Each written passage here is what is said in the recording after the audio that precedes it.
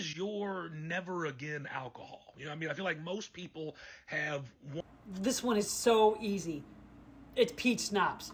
When I was 15, my buddy Willie Gaddis, hey Willie, maybe I was 16 and he was 15. I hope you see this, Willie, because I'm sure it'll unlock some memories of growing up, definitely Gen X. So I wouldn't have picked peach schnapps as my first alcoholic drink, but it was in my parents' liquor cabinet because my parents were in this thing called Card Club, which in the 70s, early 80s, it was huge. All the neighborhood people would get together, and we moved there in 79, so we had quite a few friends. All the adults would get together and have Card Club, and they would have little bowls of peanuts, and they would have little sandwiches, and they would have alcohol. Usually the guys were drinking a beer, and the women were drinking cocktails. I know that's very stereotypical, but it was just true. My mom drank grasshoppers. That's a whole different story that I could share that's adorable. So what happened was they would always have this kind of weird leftover liquor in the liquor cabinet, and the only bottle that they really had that we could stomach, they had like some vodka and some other like liqueurs, but they didn't have anything that was really teenage worthy except for a bottle of peppermint schnapps. And Willie, being Willie, said, "Hey, let's try this." And I'm like, I don't know, man. They're gonna miss it. They're never gonna miss it. Mom and Dad didn't pay that much attention because I was a good kid, and I don't know, it just didn't occur to them probably. So we get it out, and my parents had a couch along the left wall in the living room, and then two chairs that they sat in with their little coffee table.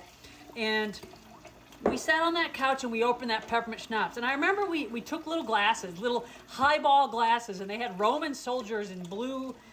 They were clear glass with blue and white Roman soldiers in chariots. I don't know. Mom had the whole set. So we drank it out of what we would learn is a highball glass. And we polished off that bottle, which was fine. It's going down quick. I'm not a peach fan, but it's all right. And then, whoo, it hit me so hard. And I remember just thinking, I got to go lay down. I got to go lay down. And I stood up. Fatal mistake. I stood up. And everything that I had for dinner and all of that, everything that I had in my stomach and that peppermint schnapps, thankfully I had not eaten much breakfast, came out.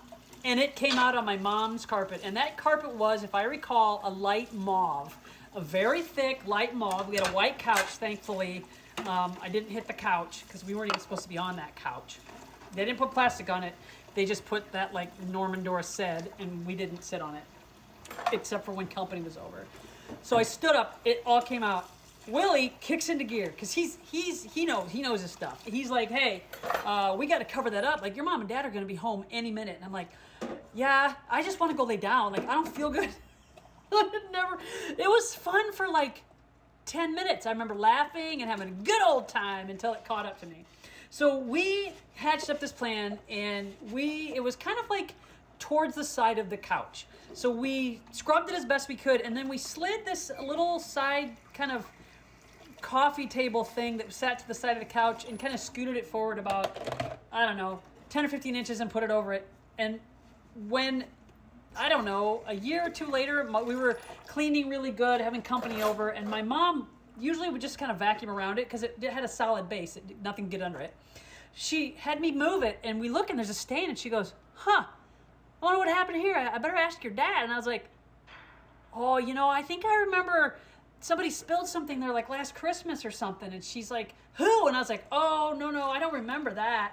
And she let it go. But I knew Doris, my mom, she knew damn well something had happened, and it was probably me. Now, she never mentioned it and she never brought it up.